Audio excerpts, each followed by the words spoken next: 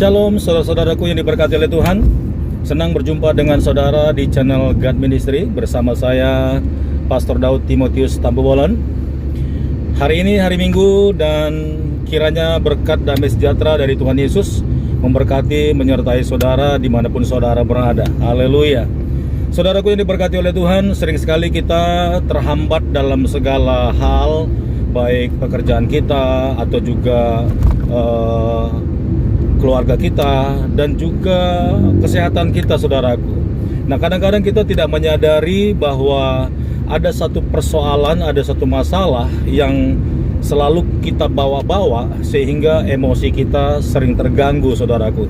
Itu akan membawa dampak dan membawa pengaruh dalam setiap action atau respon kita kepada pekerjaan kita atau kepada orang lain atau kepada keluarga kita dan juga kepada tubuh kita sendiri, yaitu kesehatan kita akan terganggu, saudara-saudaraku. Nah, pada saat ini saya ingin menyampaikan kepada saudara semuanya bahwa ada satu hal yang harus kita sadari, bahwa hal ini sebenarnya dapat kita lepaskan, dapat kita buang kalau kita mau mengambil keputusan dalam kebenaran firman Tuhan. Apa itu, saudaraku? Yaitu sifat yang sering sekali semua manusia punya, semua manusia bisa kerjakan, semua manusia bisa lakukan, tapi itu tanpa disadari akan membawa dampak buruk dalam kehidupan kita. Dia itu adalah kepahitan, saudaraku. Haleluya. Dan kepahitan ini punya teman yang lain yang namanya dendam. Dan juga dia punya sahabat yang paling dekat juga dengan dia, namanya marah, saudaraku. Nah, saya mau kasih tahu sama kita semuanya bahwa kepahitan itu sering tidak kita sadari, dia sudah menguasai alam di bawah sadar kita atau emosi kita dan juga pikiran kita. Dan kita selalu mengatakan, saya nggak marah, saya tidak kepahitan, saya tidak dendam. Tetapi manifestasi yang sering sekali kita lakukan kepada orang adalah buah-buah daripada kepahitan itu sendiri. Nah, saudaraku yang diberkati oleh Tuhan, lewat video ini saya ingin membuka dan membongkar apa itu ciri-ciri kepahitan. Simpel saja, saudaraku. Dan menurut pengetahuan saya, dan mungkin kalau mau dibahas bisa banyak ciri-cirinya, tetapi saya cukup memberikan 3 alasan, 3 ciri-ciri, 3 tanda bahwa saudara ataupun saya juga sedang dikuasai dan sedang berada dalam situasi kepahitan. Yang pertama, kepahitan itu ciri-cirinya selalu membela diri. Nah, dimanapun dia, dalam situasi bekerja atau dalam situasi hubungan keluarga atau juga dalam pertemanan dan juga di dalam dirinya sendiri, bahwa orang-orang yang selalu merasa benar, ya, dia akan membela dirinya sendiri. Dia tidak pernah mengerti tentang orang lain dan dia selalu mengatakan bahwa saya ini benar, saya tidak salah, dan dia selalu bela.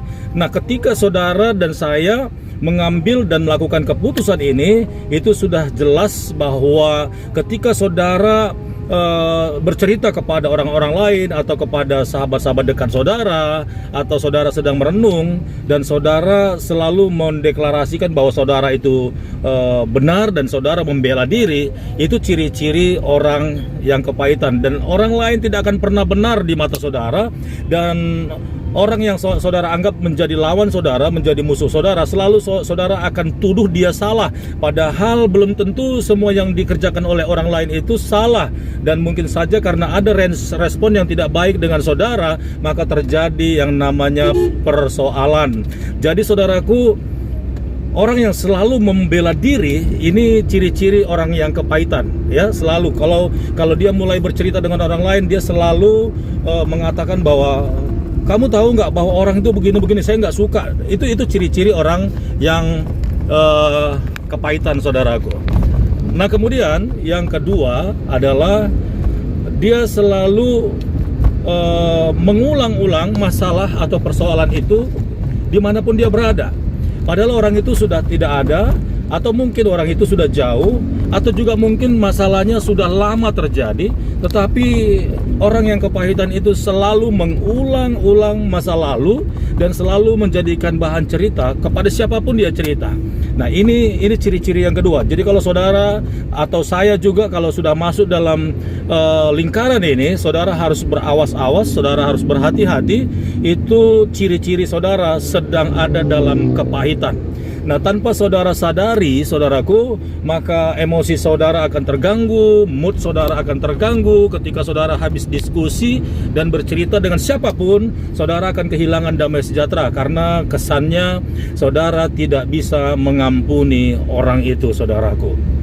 Nah, yang ketiga adalah saudara sering sekali menghakimi, ya, ini jelas sekali menghakimi, ya, dan saudara selalu membuat satu keputusan bahwa kata-kata saudara menjelek-jelekan orang itu atau selalu mengata-ngatakan orang itu, mengata-atai maksud saya, dan juga selalu menggosipi orang itu dan menceritakan sesuatu yang tidak baik tentang orang itu kepada orang lain.